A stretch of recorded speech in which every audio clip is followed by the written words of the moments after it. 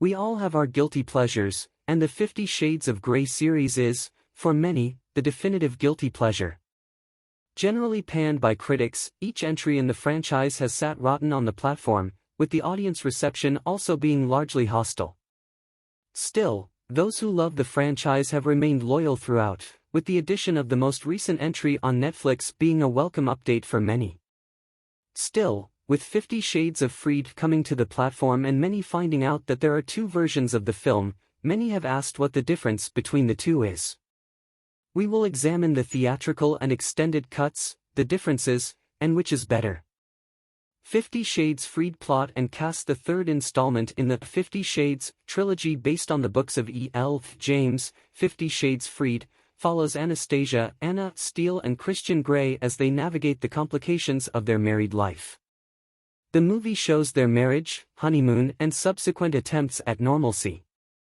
However, Christian's controlling nature and external sources start to put pressure on both, including Anna's pregnancy and a kidnapping plot of Christian's sister Mia by Jack Hyde. The cast for 50 Shades Freed saw the return of many familiar faces, including Eloise Mumford as Catherine Kavanagh, Rita Ora as Mia Gray, Luke Grimes as Elliot Gray, Victor Razik as Jose Rodriguez, Marcia Gay Harden as Dr. Grace Trevelyan Gray, and Max Martini as Jason Taylor.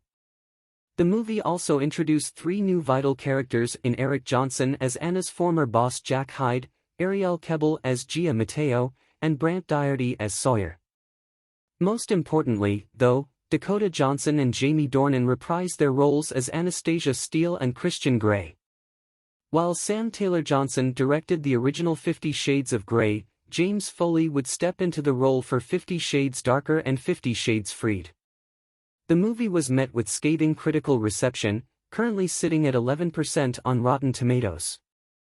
Still, the less-known entry in the movie franchise found cult success by being tied to the trilogy, even with a similarly mixed fan reception to the release point. 50 Shades Freed has two versions, a theatrical and an extended cut. The difference between the two is evident in 26 different scenes, with some changes being the use of alternate footage. The runtime difference between the two versions is 4 minutes and 59 seconds, not a substantial amount but still noticeable for those with a keen eye. For those who like to break down and find any instance of difference, the timestamps in both versions and the time disparity are listed as follows. As you can see, many of the edits are minor, with the no difference additions changing slightly, like the shot of a specific scene, a close-up versus a framing shot. Many of the extended scenes also are just longer establishing shots, with a few adding extra action, such as the iconic dance scene where Anna and Christian kiss. Have a minor fight beforehand when someone grabs Anna's hips on the dance floor. As far as dialogue, there are only two additional lines, one where Anna says, "amazing," in response to a friend, and the line, "I wanted to give you the world," is extended to include the follow-up line, "not diapers and vomit and s******. Unless you are specifically looking for it, you will unlikely notice any difference between the two. If you want a detailed breakdown, check out what is added or changed at each timestamp at the movie censorship site. Which version of 50 Shades Freed should you watch? The differences between the two are nominal, and you won't be missing much by checking out the theatrical version. The more condensed version is also more accessible at the moment, with Netflix carrying the theatrical version of the film on the platform.